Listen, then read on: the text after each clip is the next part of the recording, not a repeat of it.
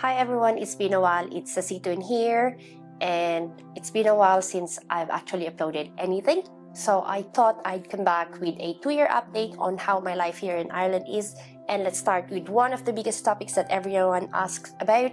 It is housing, especially the rent and the cost of living, and what the reality has been in 2025 for us, okay? So the first part would be renting reality and tips.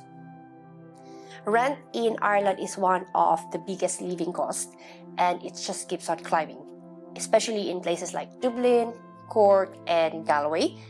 And compared to a lot of other European countries, it's definitely on the higher side. Dublin often shows up on lists of the most expensive cities in Europe to rent in, and even outside the capital, a lot of that comes down to the housing shortage and a huge demand. To give you a clear picture, let's first mention RTB. Now you'll hear people mention the RTB, and that is the Residential Tenancies Board. They're the national body that looks after renting in Ireland, things like registering tenancies, explaining tenancies' rights, landlords' responsibilities, and handling disputes. So basically, if it's about renting in Ireland, the RTB is the main authority you will come across. Now, let's look at the RTB Rent Index for the late 2024. It compares the new tenancies with the existing ones. And if you're watching this video just to see what people are actually renting for, or to get a real idea of how the rent is in Ireland, this should give you a clearer picture. Now, if you look at the chart, the new tenancies are much higher compared to the existing ones. And the big takeaway in this is that if you're moving into a new place, you're likely going to pay a lot more than someone who's just renewing their lease. Now, my renting journey, when I first arrived in Ireland back in 2023, I was renting a 3-bedroom house in South Dublin with my friends. The total rent at that time was about $3,200 a month, and my share came to roughly around $1,300. Later on, when I moved to a new apartment because my family has finally joined me, we moved to a 2-bed apartment, and this place cost now around $2,700 a month. So that was last year. It cost around $2,650, but the raise was because we included the parking. So to make the cost more manageable for us, and obviously for us to save enough to buy a house, we shared the apartment with someone else. Hello, Arvin. So that's what it's been like me for over the past 2 years in terms of rent. Now, if your situation allows it, sharing a place is still one of the ways to cut cost. You split the rent, the bills, maybe even chores or meals. But to keep it realistic, you need to set some ground rules early, agree on how your bills get paid, keep shared spaces tidy, respect each other's privacy. A little clarity at the start goes a long way, because house sharing can be a lifesaver if everyone is on the same page. Now, if you don't like house sharing, then obviously if you want to rent a 1-bedroom apartment, it will cost you much more, and you can search DAF.ie to see how much it would cost. Okay? Temporary accommodation tip. One thing that really helped me right at the beginning when I first moved in here is that if you're moving here for work, ask your employer if they could provide temporary accommodation, even just for the first couple of weeks. A lot of companies, like here, especially in healthcare like mine or accounting, they will offer a short hotel stay or a staff housing. That gives you time to settle in, get your bearings, and actually view properties in person. And to be totally honest, some landlords don't even bother replying if you're not physically in Ireland. So that little temporary setup can really ease your transition to moving here. Okay, so the next part would be location, budget, and priorities. So when you first get a job offer in Ireland and see the salary, it might seem like a huge amount, especially if you're comparing it to what you've earned back home, like for me in the Philippines. But living here is a different story. Rent, groceries, transport, healthcare, childcare, they all add up quickly. And on top of that, many of us are still sending money back home to support our families. So you really have to look beyond just the currency conversion and ask, will this salary actually cover both our life here or your responsibilities back home? One of the best advices that I got before moving here was to set a realistic budget and actually stick into it. And by realistic, I mean look at your take-home pay, not just the salary on paper. Ask yourself, how much can you really spend on your rent and while still living a normal balanced life? If you're like me, you also have to budget for the money we send back home. Because the goal isn't to just survive, it's to actually enjoy it. You still want to afford groceries, transport, the occasional dinner out with your friends. And of course, if you're moving in here, you would really want to travel. It's a very nice place to travel. There's a lot of beaches, places, nature type kind of thing that you need to definitely see. If you're not sure what your take-home pay would look like, there are websites that can help you figure that out. There are 3 I personally recommend, and I have used the 3 of these throughout the years. Okay, first one would be Salary After Tax Ireland, PwC Tax Calculator, and Irish Tax Hub Calculator. It will just give you a general idea of how much your take-home pay would be. I will link the descriptions below for these tax calculators, and you can use these tools. Use this to understand what your income really looks like and decide how much you're comfortable spending on rent. Next part is budget. How much should you spend on rent? Now, the ideal guideline is simple. Try to keep your rent and utilities around 30% of your gross income. That's the sweet spot. It gives you balance, a bit of savings, and some breathing room. But guys, let's be honest, that number doesn't always match reality. It's very common for people to spend 40 to 50% of their income just on rent. Rent versus income. Back in 2019, the Central Statistics Office reported that the median rent in Dublin is already taking up 29.3% of disposable income, and that's just rent. And more than a third of the tenants were paying over 35. Now, fast forward last year, 2024, while the CSO hasn't published the same percentage breakdown, we can actually estimate it using income data and DAF, rent reports.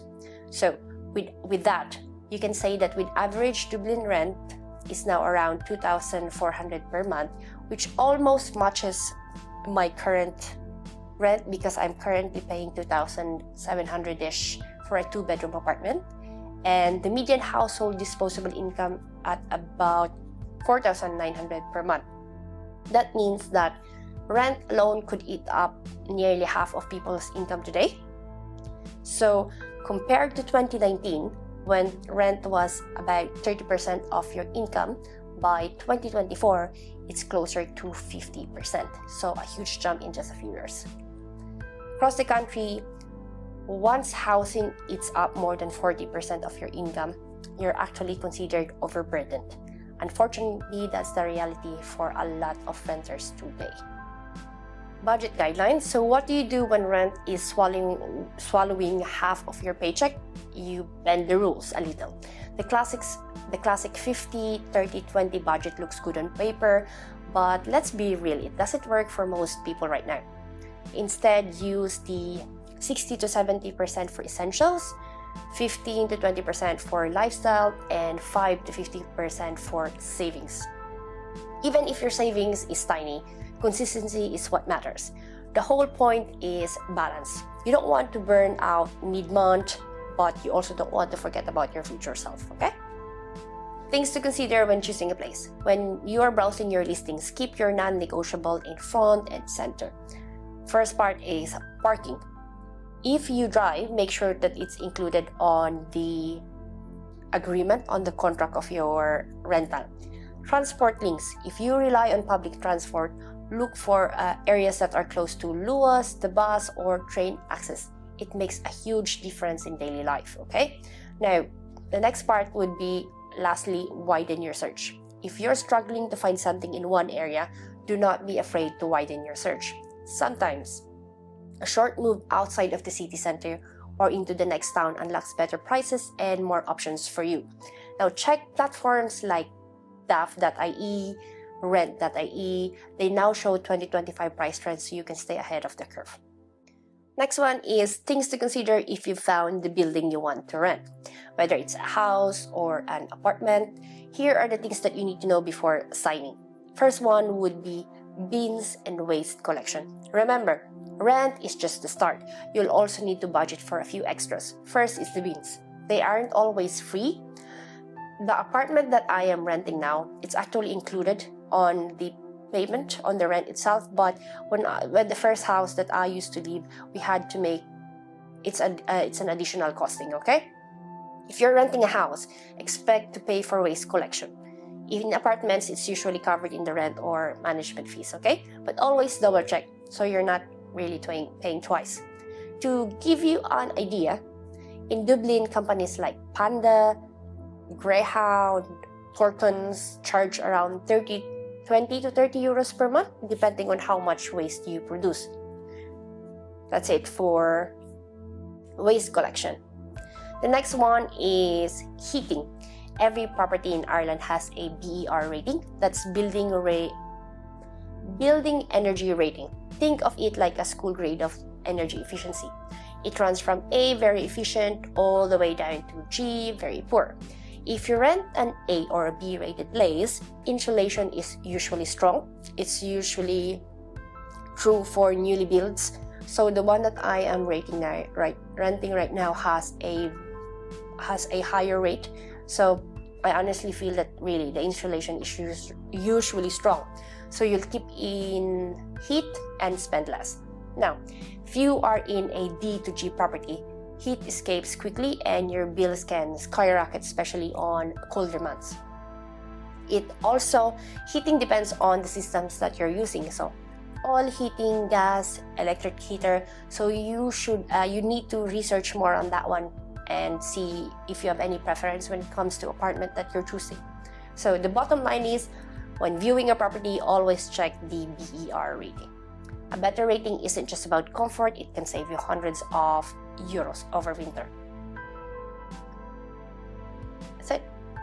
Now, the next one that you should be aware about would be rent pressure zones, or RPZs.